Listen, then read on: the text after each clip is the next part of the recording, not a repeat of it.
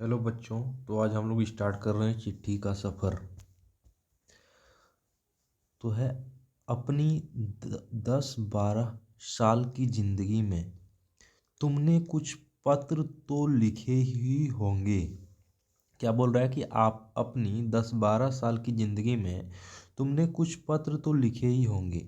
वे पत्र अपने सही पते और समय पर किसी तरह पहुँचे होंगे।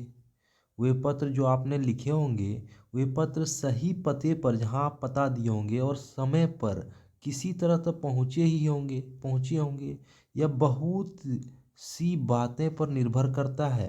ये पहुँचे होंगे सही पते और सही समय पर जो पहुँचे होंगे, यह बहुत सारी बातों पर क्या करता है, निर्भर करता है। जैसे कि चिट्ठी किस स्थान से किस स्थान पर भेजी जा रही है ना। जैसे कि चिट्ठी किस स्थान से किस स्थान पर भेजी जा रही है, संदेश पहुंचाने की कितनी जल्दी है, तुमने पूरा और ठीक पता लिखा है कि नहीं, तुमने उस पर डाक टिकट लगाया है कि नहीं, आदि सभी बातों पर यह निर्भर करता है कि सही समय पर और सही पते पर पहुँचे, है ना।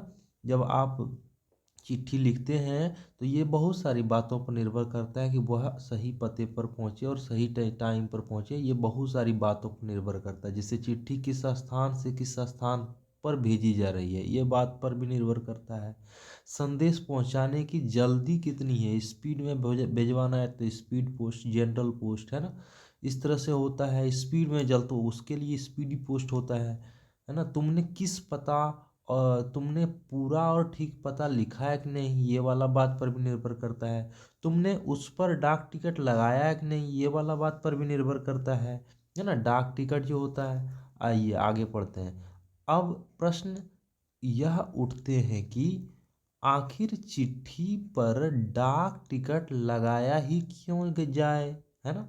ये जो डाक टिकट लगाया कि नहीं, आखिर ये पूछ रहा है कि आखिर चिट्ठी पर डाक टिकट लगाया क्यों जाए। फिर पूछता है पूरे और ठीक पते का क्या मतलब है, जरूरत पड़ने पर संदेश को जल्दी कैसे पहुंचाई जाए। ये सब बच्चा सोच रहे हैं, हम लोग सोच रहे हैं कैसे हो, क्यों क्यों क्वेश्चन कर रहे हैं सब में। स्थान बदलने से चिट्ठी के पहुंचने पर क्या असर पड़ता है ना। स्थान बदलने पर चिट्ठी के पहुंचने पर क्या असर पड़ता है। इनमें से कुछ सवालों के जवाब शायद तुम्हारे पास हों, खास करके तुम में से उनके पास जो डाक टिकटें इकट्ठा करने का शौक रखते हैं। बहुत सारे बच्चे क्या करते हैं, तो डाक टिकट को इकट्ठा करने का शौक होता है उनको, तो उनको तो ये सारी सवाल का जवाब हो सकता है पता हो, है ना। आगे चलते हैं। इन सवालों का जवाब के लिए जरा नीचे दी गए लिफाफा को गौर से देखो और दोनों पतों में दी गई जगह को लिखो। इन सवाल का जवाब के लिए जरा क्या करो भैया, जरा बोल रहा है जरा सा आप नीचे दी गई लिफाफे को गौर से देखो और दोनों पतों को दी गई जगह पर लिखो, है ना। जैसे यहाँ लिफाफा है एक, एक्सप्रेस डिलीवरी है यहाँ पे, और महात्मा गांधी जहाँ हो वहाँ, ये है वर्धा में इधर। श्रीमान निवेशक महोदय, राष्ट्रीय शैक्षणिक अनुसंधान एवं प्रशिक्षण परिषद मार्ग, अरविंद मार्ग, नई दिल्ली,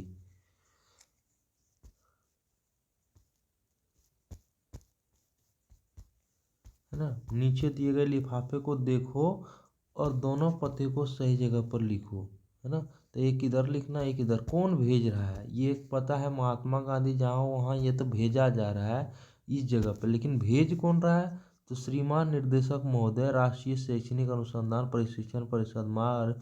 तो ये वाला जो पता है ना, ये वाला ये यहाँ भरेंगे, ये यहाँ भरेंगे, और ये वाला जो है कहाँ, ये वाला जो है ये वाला ये इधर भरेंगे, क्योंकि यहीं पे भेजना है। इधर भेजना है वो राइट साइड में रहता है, जो भेज रहा है वो लेफ्ट साइड में रहता है। चलिए आगे। ये दोनों पते किस तरह से भिन्न हैं? गांधी जी को भेजे गए पत्र में पते की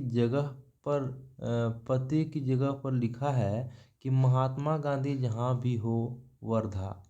जबकि लिफाफे पर इमारत या स्थान से लेकर शहर तक का नाम लिखा हुआ है। जबकि लिफाफे पर इमारत या स्थान से लेकर शहर तक का नाम लिखा हुआ है। पते में सबसे छोटी भौगोलिक इकाई से शुरू करके बड़ी की ओर बढ़े हैं बड़ी की ओर बढ़े हैं। छोटी सी छोटी सी बड़ी भौगोलिक इकाई का मतलब यह हुआ कि घर के नंबर के बाद गली मोहल्ले का नाम और फिर गांव और कस्बे शहर जिस हिस्से में हो उसका नाम, फिर गांव या शहर का नाम, है ना। शहर के नाम बाद में लिखे शहर के नाम के बाद लिखे अंक को पिन कोड कहते हैं, है ना। यहाँ पे आइए देखते हैं कैसे लिखा गया है। तो छोटे से बड़े की ओर हम लोग जाते हैं ना, छोटे से बड़े की ओर, यानी छोटे स्थान, छोटे इकाई से बड़े इकाई की ओर। जैसे ये है राष्ट्रीय शैक्षणिक अनुसंधान एवं प्रशिक्षण परिषद, ये जगह का नाम है, ये संस्थान का नाम है। अरविंद मार्ग में यह है, और यह अरविंद मार्ग नई दिल्ली, उसका पिन कोड यह डाला गया है। जबकि यहाँ पे महात्मा गांधी और वर्धा लिखा है, वर्धा उस जगह का नाम है, महात्मा गांधी जहाँ भी हो। तो दोनों पते किस तरह से भिन्न है? एक में तो यह लिखा है कि गांधी जी को भेजे गए पत्र पर लिखा है कि महात्मा गांधी जहाँ भी हो, वर्धा। जबकि लिफाफे पर जो है इमारत या स्थान से लेकर शहर का नाम लिखा हुआ है। पते में सबसे छोटी इकाई से लेकर बड़ी इकाई की ओर बढ़े पते में सबसे छोटी इकाई बड़ी इकाई की ओर बढ़े। सबसे छोटी भौगोलिक इकाई का मतलब है घर का नंबर, गली मोहल्ले का नाम, इस तरह से लिखा है। उसके बाद जो अंक लिखा है उसे पिन कोड, हर जगह पे एक पिन कोड दिया, हर जगह का एक पिन कोड दिया गया होता है, हर जगह का एक पिन कोड होता है।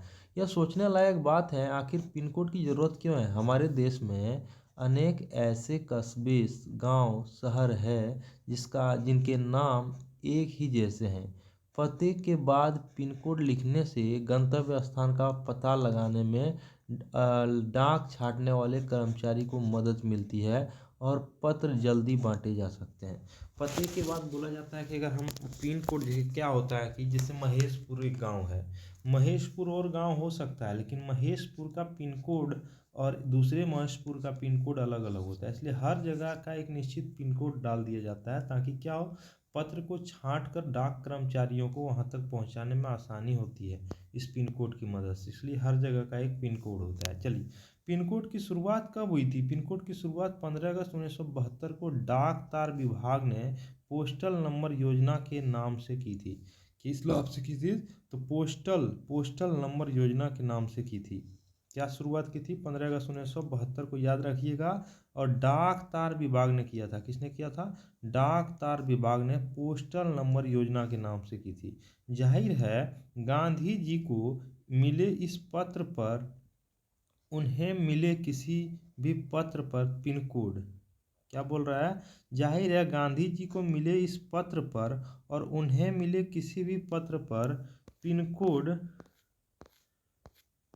का नहीं किया गया था इस्तेमाल नहीं किया गया था।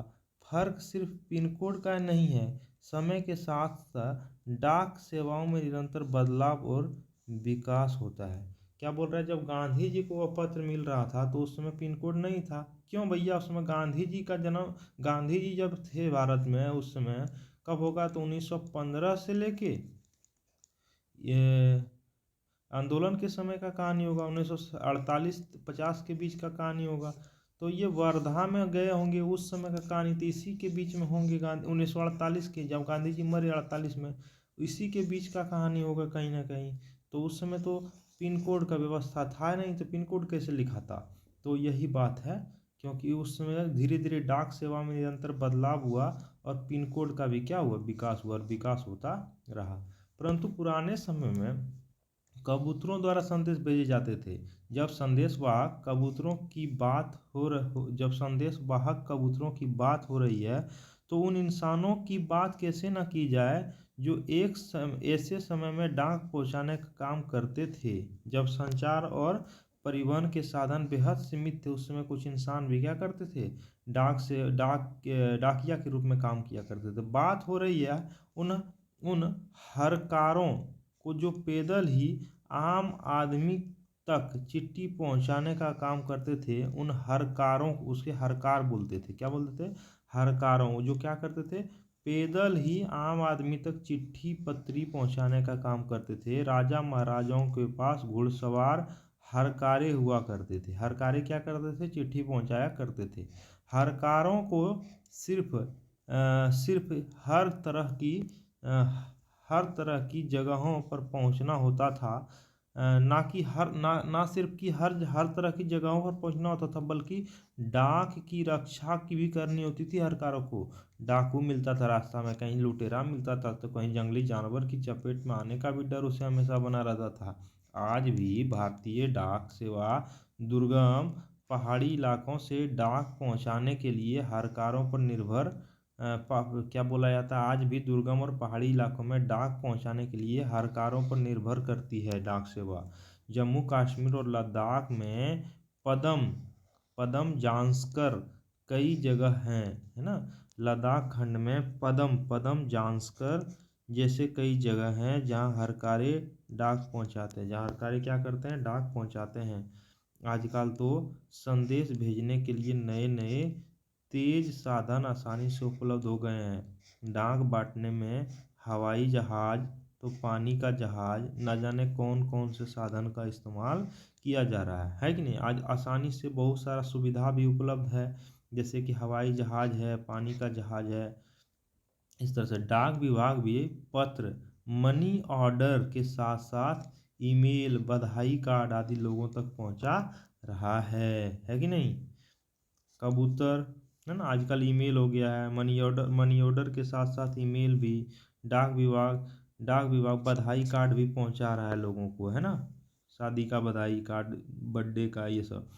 कबूतरों की उड़ान से लेकर हवाई डाक सेवाओं तक के सफ़र दिलचस्प करने वाला है। यह सोचकर आश्चर्य होता है कि कबूतर की जैसा पक्षी संदेशवाहक भी हो सकता है। कबूतर की कई प्रजातियां होती है और ये सब संदेश ले जाने और लाने का काम नहीं कर सकती। कई प्रजातियां होती है और ये सभी संदेश लाने और ले जाने का काम नहीं कर सकती। गिरबाज या हुमर वह प्रजाति है, कौन प्रजाति, गिरबाज और हुमर वह प्रजाति है जिसे प्रशिक्षित करके डाक भेजने का काम लिया जाता था। वह गिरबाज कबूतर होता था और हुमर कबूतर। आखिर कबूतर अपना रास्ता ढूंढ कैसे लेते थे, उन प्रवासियों पक्षियों के बारे में सोचो और पता करो कि वे कैसे सैकड़ों मील रास्ता का सही जगह तय कर पाते थे। चलिए आगे, ये खत्म हो गया, है ना। जो बोल रहा है कि पता करो कि वह कैसे सैकड़ों मील रास्ता सही जगह पता कर लेते थे। आइए एक यहाँ देखते हैं। उड़ीसा पुलिस एक खास तौर पर होमर कबूतरों का इस्तेमाल राज्य के कई दुर्गम इलाकों में संदेश पहुंचाने के लिए कर रही है, अभी भी कर रही है। कानून व्यवस्था संकट एवं अन्य मौक़ों पर संदेश के लिए ये कबूतर बहुत उपयोगी साबित हुए हैं। कबूतरों की संदेश बहुत सस्ती और उन पर खास खर्च नहीं आता है। इन कबूतरों का जीवन 15-20 साल होता है और 8 से 10 साल तक वे बहुत अच्छे काम करते हैं। स्वस्थ कबूतर एक दिन में 1000 किलोमीटर का सफ़र कर सकता है। यदि कोई महत्वपूर्ण संदेश पहुंचाना है तो 2 कबूतर भेजा जाता है ताकि बाज के हमले जैसी अनहोनी स्थिति में दूसरा कबूतर संदेश पहुंचा दे। शायद यह पढ़कर तुम एक ऐसे कबूतर की कहानी पढ़ना चाहो जो विश्व युद्ध में संदेश पहुंचाता था। यह कबूतर की कहानी नेशनल बुक ट्रस्ट से इंग्लिश में छापी हुई एक किताब में दी गई है। किताब का नाम है ग्रेनेक, जो किताब के हीरो के नाम से किताब के हीरो का नाम भी है। ग्रेनेक क्या किताब के हीरो का नाम भी है। अगर तुम हिंदी पढ़ना चाहते हो तो नेशनल बुक ट्रस्ट को पत्र लिखो और वे किताब को हिंदी में छापें। यह रहा उनका पता। ये बोल रहा है, क्या बोल रहा है कि शायद तुम यह पढ़कर शायद तो यह पढ़कर तुम एक ऐसे कबूतर की कहानी पढ़ना चाहोगे जो दूसरे विश्व युद्ध में संदेश पहुंचाता था। तो इस कबूतर की कहानी नेशनल बुक ट्रस्ट से अंग्रेजी में छपी एक किताब में दी गई है। नेशनल बुक ट्रस्ट में छपी नेशनल बुक ट्रस्ट से अंग्रेजी में छपी एक किताब में दी गई एक कहानी जो द्वितीय विश्व युद्ध के समय कबूतर का है। किताब का नाम है ग्रेनेक। क्या नाम है? ग्रेनेक, जो इस किताब का हीरो का नाम है। तुम हिंदी में से पढ़ना चाहते हो तो नेशनल बुक ट्रस्ट है ना, नेशनल बुक ट्रस्ट को पत्र लिखो कि वे इस किताब को हिंदी में छापे। यह रहा उनका पता। तो ये पता दे दिया है। आप पढ़ना चाहते हैं तो इनको लिखिए, वो हिंदी में छापेंगे तो आप पढ़िए। तो ये है किताब क्या नाम है किताब का? ग्रीनेक। ये कहानी ख़त्म हो गया चिट्ठी का सफ़र।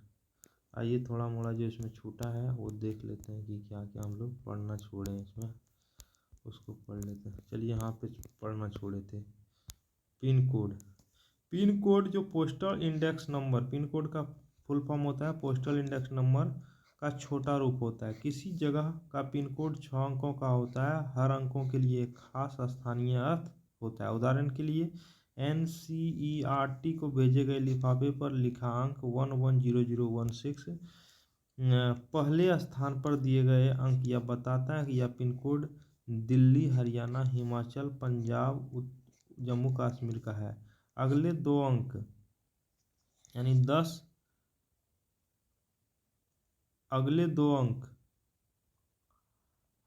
यह तय करता है कि यह दिल्ली राष्ट्रीय राजधानी क्षेत्र के उप क्षेत्र दिल्ली का कोड है। अगले 3 अंक 016 यह तय करता है कि दिल्ली उप क्षेत्र के एक ऐसे डाकघर का कोड है जहां डाक भेजी जाती है। अब तुम्हारा स्कूल जहां है उस इलाके का पिन कोड पता करो। अपने घर इलाके का पिन कोड पता करो। पिन कोड की जानकारी डाक से पता की जाती है। डाकघर में टेलीफोन डायरेक्टरी की तरह पिन कोड डायरेक्टरी मिलती है। तुम्हारे इलाके में पिन कोड तुम्हारे मोहल्ले के आगे लेटर बॉक्स में तुम अपना मोहल्ला की पता कर सकता।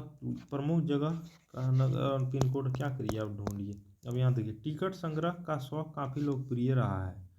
धीरे धीरे टिकट संग्रह के अलावा डाक से जुड़ी बहुत सारी चीज़ शामिल हो गई है। डाक का विज्ञान कहना गलत नहीं होगा। क्या तुम जानते हो कि इसे विज्ञान क्यों नाम दिया गया है?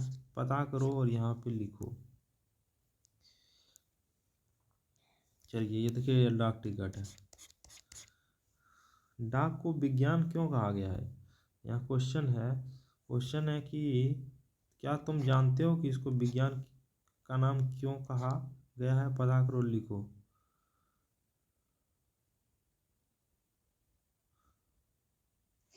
डाक विज्ञान कहना इसलिए गलत नहीं होगा क्योंकि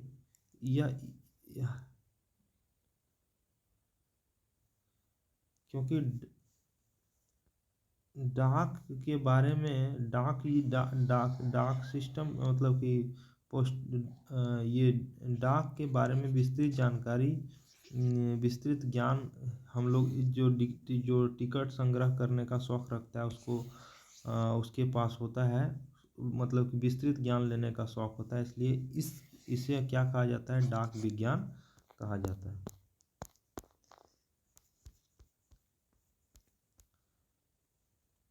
चलिए बच्चों, थैंक यू।